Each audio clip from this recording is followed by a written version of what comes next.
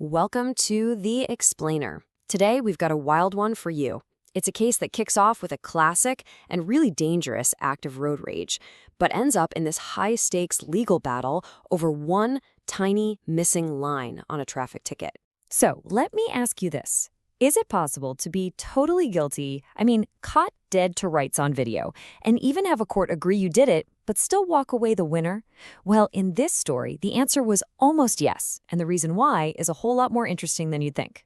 All right, let's dive into the details. The scene is New Taipei City on January 27th, 2023.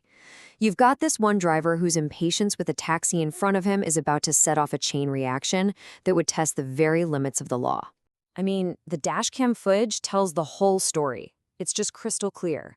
First, the driver lays on the horn at the taxi, clearly losing his patience. Then, he makes this aggressive move, overtakes on the right, cuts back in super sharp, and then just, bam, slams on the brakes, for no good reason at all.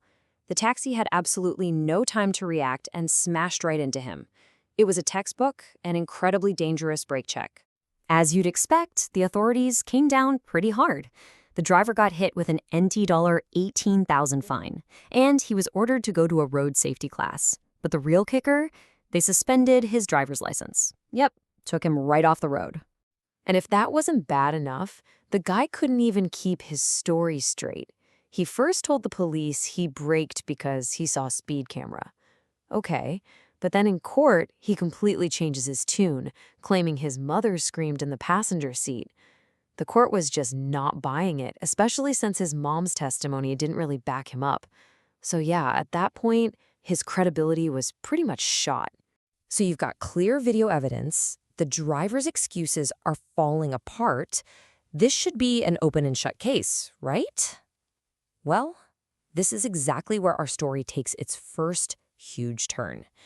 The driver found a loophole. So when the case gets to the local court, the judge basically says, yep, the facts are clear. The driver did a dangerous brake check and caused a crash. But then, the judge finds a critical mistake, and not with what the driver did, but with the government's paperwork. And here it is. The technicality. The traffic ticket cited the law for dangerous driving, absolutely. But it completely forgot to list the separate paragraph in the law that actually authorizes the license suspension. Because that one specific reference was missing, the court said, nope, this is an illegal administrative act. And just like that, the driver won. He got to keep his license. Now, you can bet the traffic authority was not about to just let that slide. They were thinking, no way, this guy's actions were dangerous and he deserves the full penalty, regardless of a little clerical error. So they did the only thing they could. They appealed to a higher court. And this is what kicked off a really fascinating legal debate. The whole appeal really boiled down to this one question. What's the standard for government paperwork? Does it need to be a perfectly flawless legal document citing every single clause and subclause? Or is it enough that the person on the receiving end can understand what they did wrong and what the consequences are? So the case moves up to the Taipei High Administrative Court. This was the final showdown. This is where this abstract legal principle was going to get tested against the very concrete facts of that brake check. And the higher court came back with a very decisive answer. They said that government documents, like a traffic ticket, don't need to be perfect down to the last letter. The legal standard is simply whether the document is clear enough for a reasonable person to understand why they're being penalized. But here's the final nail in the coffin for the driver's case. The higher court found a crucial piece of evidence. Turns out, before the trial, the driver had gotten a separate letter from the traffic authority that did cite the correct law for his license suspension. This proved his whole argument was baseless. He was never in the dark. He knew exactly which law was being used against him the entire time. And with that, it was game over. The higher court overturned the local court's decision. The technicality was dismissed, the original ruling was thrown out, and that driver's license suspension, it was put right back into effect. He lost his appeal. So, after this whole legal roller coaster, what's the big takeaway? This whole saga goes way beyond just road rage. This legal battle is a perfect highlight of a really fundamental concept, what we can call the clear enough principle.